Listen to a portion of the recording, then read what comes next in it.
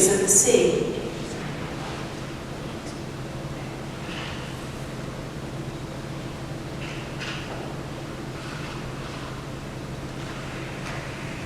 And the rhythm of the seasons.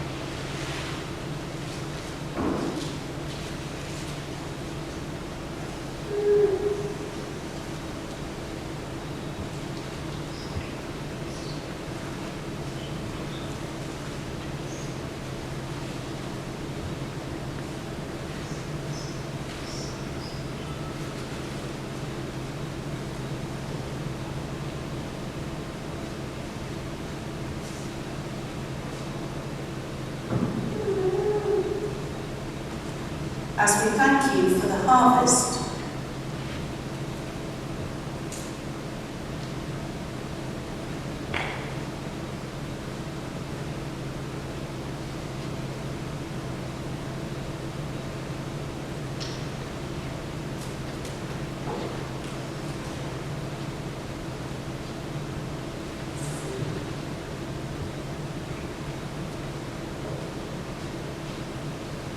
may we cherish and respect this planet and its peoples.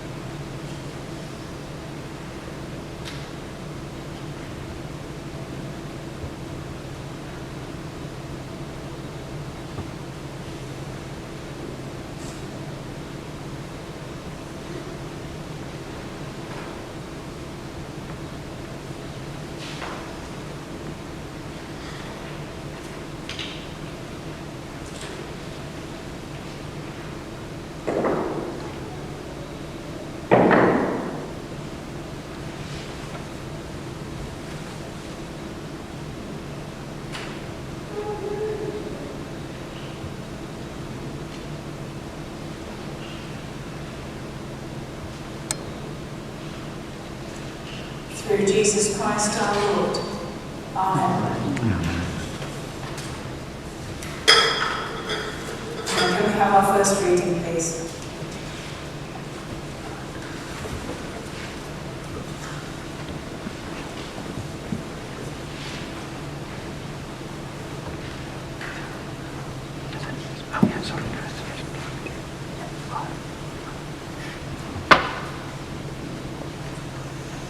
First reading is from Joel chapter 2, verses 21 to 27. It's found on page 882 in the Old Testament. Fields, don't be afraid, but be joyful and glad, because of all the Lord has done for you. Animals, don't be afraid, the pastures are green, the trees bear their fruit, and there are plenty of figs and grapes. Be glad, people of Zion. Rejoice at what the Lord your God has done for you.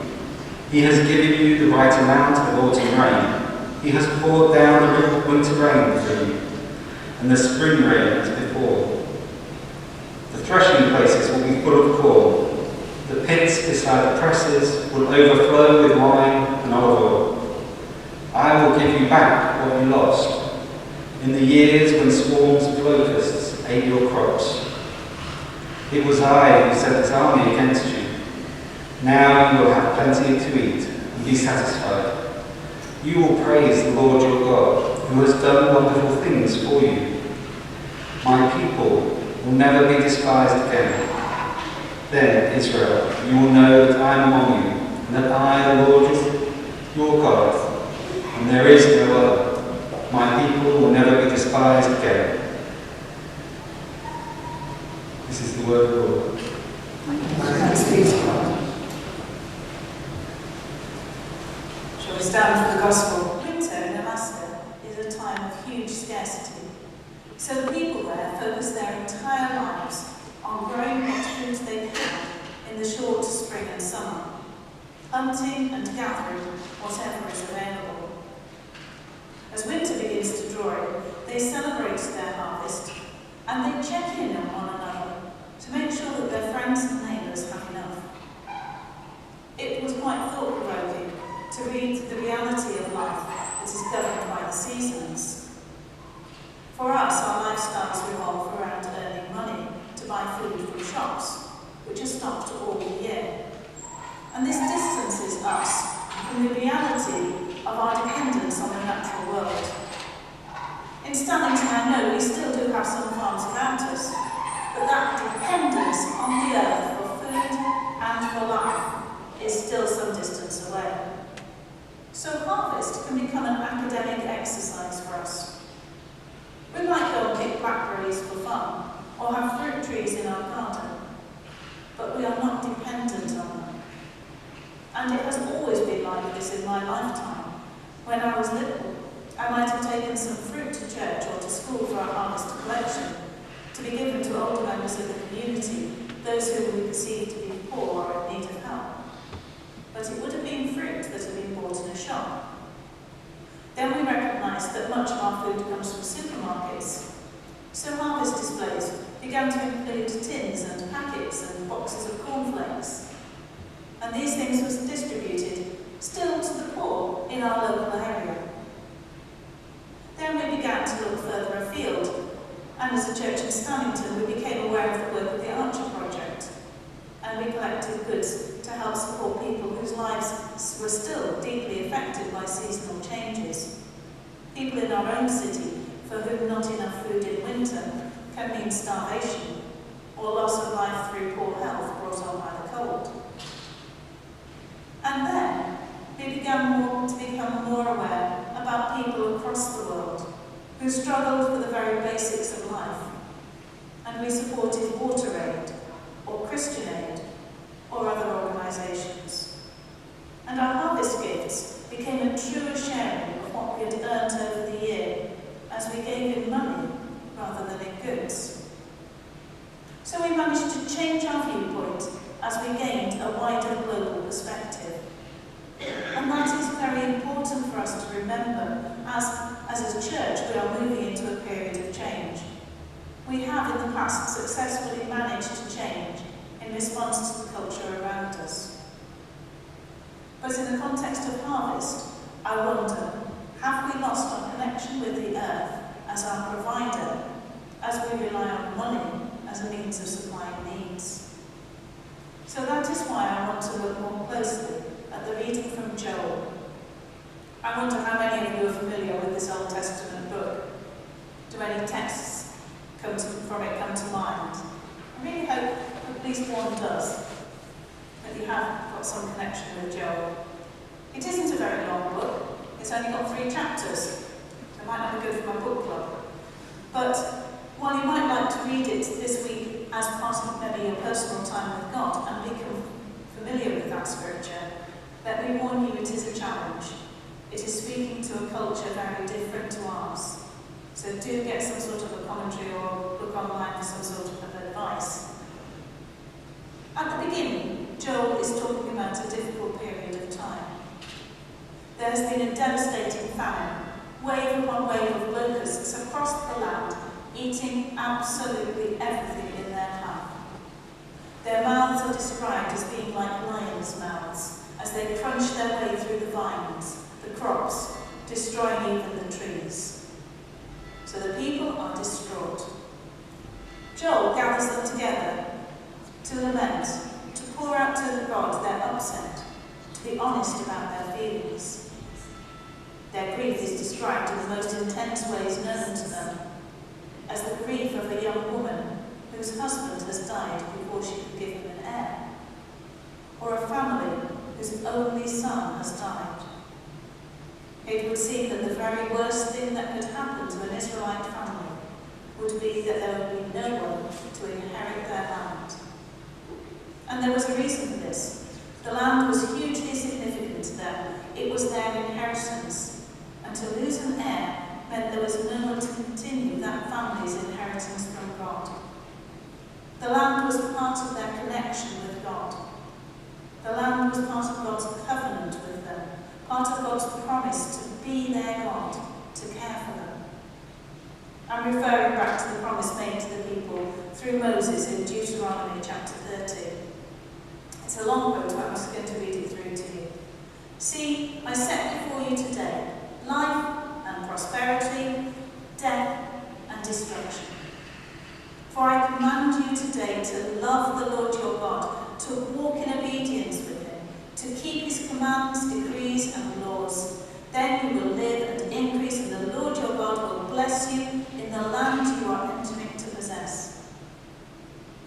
But if your heart turns away, and you are not obedient, and if you are drawn away to bow down towards other gods and worship them, I declare to you this day you will certainly be destroyed. You will not live long in the land you are crossing the Jordan to enter and possess. This day I call the heavens and the earth as witnesses against you that I have set before you life and death, blessings and curses. Now choose life, so that you and your children may live, and that you may love the Lord your God, listen to his voice, and hold fast to him. For the Lord is your life, and he will give you many years in the land he swore to give to your fathers, Abraham, Isaac, and Jacob. The Israelites were about to go into the land which God had set aside for them, but if they failed to put God first, then the land would fail them, and they would lose it. In Joel's time, disaster has struck. The invasion of locusts means that the land has failed to produce the crops that are needed by the people to survive the winter. It was an indication that they as a people had turned away from God. So what on earth were the people to do? The first thing Joel calls them to do, as I said, was to lament, to grieve for what has been lost. The land, their crops, their livestock, their relationship with God. Then the next step was to turn back to God in repentance. If they did that, then Joel described what would happen as being the day of the Lord. We heard it in our reading today, a fantastic description of God renewing the earth. So, let's see what that might look like.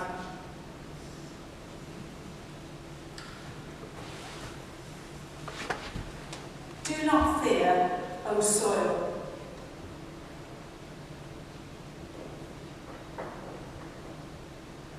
Be glad and rejoice, for the Lord has done great things. Do not fear, you animals of the field, for the pastures of the wilderness are green.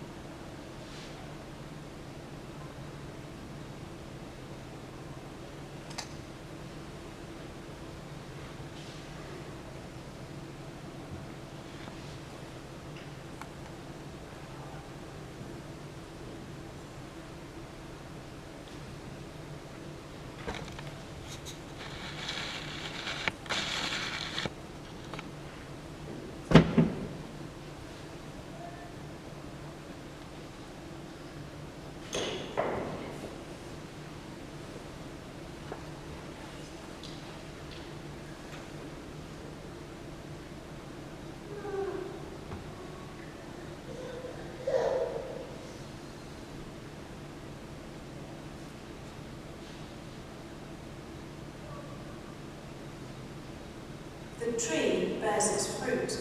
The fig tree and the vine give their full yield.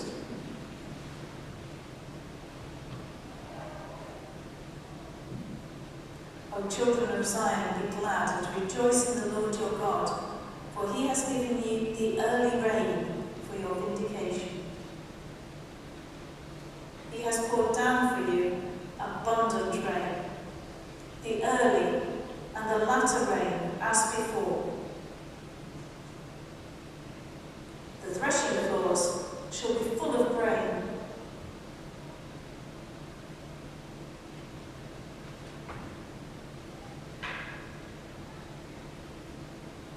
The vats shall overflow with wine and oil.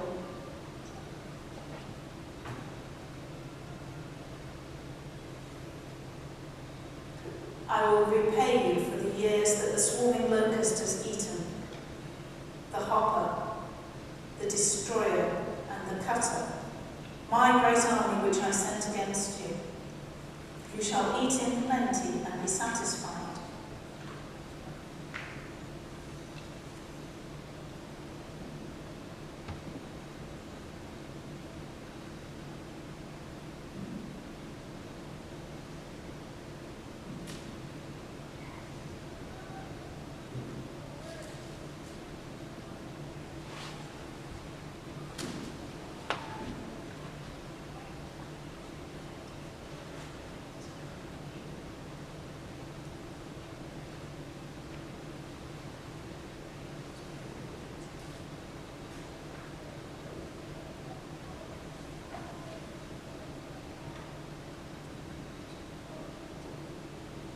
And praise the name of the Lord your God, who has dealt wondrously with you. And my people shall never again be put to shame. You shall know that I am in the midst of Israel, that I, the Lord, am your God, and there is no other, and my people shall never again be put to shame. I absolutely love the way that the earth here is absolutely packed with food, with animals, and with people. There's hardly enough room there to be able to see the planet.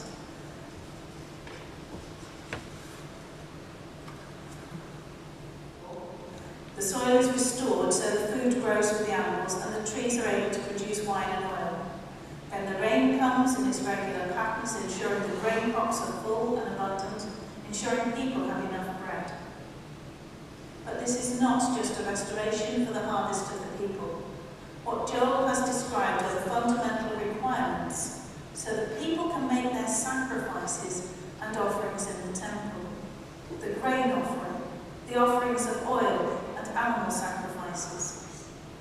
What we might not realise from our viewpoint of the world and of God was that without the harvest, the people could not worship God.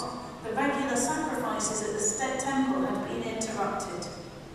God's restoration of the world in which they lived was so they could return to worship Him and put God back in the centre of their lives.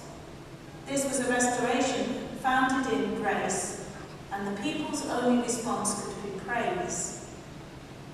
What was to come next, if you read on in Joel, though, was the amazing promise that you might recognise. With the restoration of the temple worship, Joel promised another stage, that God promises to pour out His Spirit on all people. This was a huge promise, a promise which was to come true at Pentecost, when the Jews had gathered together from across the whole of the known world to celebrate the first fruits of the harvest. This was a promise of something which was going to turn the world upside down and begin a body of people committed to sharing and caring for all in society, whatever their income or status. So if you continue looking in the Acts, it isn't long before the early Christians are feeding the hungry and having all things in common. So what does this look like for us? Because we have a different viewpoint to the people in Joel's time. We are much more removed from the natural world, but we also have a wider perspective of the whole world, and we know more about those whose lives are devastated by not having the basics of life, whether that is because of greed of corporations, changes in climate, or natural disasters. What does God call us to do as a response when we see the evidence of people suffering? The first step isn't to put your hand in your pocket and give. No, the first step is to lament, to grieve with people, to feel their pain and understand what they're going through. Feel their remoteness, their fear, and weep with them, to have compassion. Then we are called to repent, to acknowledge the ways in which we have put our desire for material wealth above the needs of the planet, and the subsequent effect that has had on other people's lives. And then comes the restoration, a paying back of what is owed, so that, as Joel says, these people shall never again be put to shame. I wonder if you have ever thought how people might feel who cannot provide for their children, cannot give their child a clean drink. The feeling of shame that your care for a child is not good enough. The feeling of shame that you do not have the basics of life, whether that is through lack of water or closer to us, through homelessness. And then we can recognise Jesus, who came to be with us, to understand what life as a person in this world really was like. We can see Jesus, who was prepared to be shamed, so that we could repent and turn back to God. Jesus, whose final sacrifice brought the very presence of God into the centre of our everyday lives, so we could turn to Christ and receive God's forgiveness, and then turn out to others and demonstrate for them God's overwhelming love. You can see in Joel's vision, long before Jesus came, there is the bread and the wine that reminds us of Jesus' sacrifice and brings us together around a table with God. So I haven't spoken to you about Water Aid or the Arch Project in detail. You can find out about those on our church website. I haven't asked you to give, though there is a giving page again on the church's website. And if you do need help to access these, then ask me or the church wardens or someone else, or the library again is a good place to go for help with computers. What I am hoping is you can see that the harvest is more than a thanksgiving for the earth. It's also a thanksgiving for all that we have received through Jesus. The famine destroyed the earth, which prevented the people being able to sacrifice and cut them off from God. Jesus reinstated our relationship with God, gave us a meal to share, and enables us to find new ways of living that restore relationships between each other and the world that sustains us. When we see the celebration of harvest through this lens, one that puts Jesus at the heart of our thanksgiving, then we can give in a way which is richer and brings restoration not just to those in need, but also to ourselves.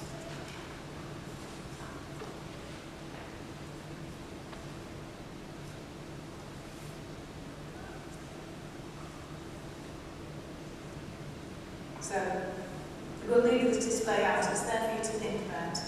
But for now, let's turn and remind ourselves of what we believe in the words of the Creed. If you would like to stand.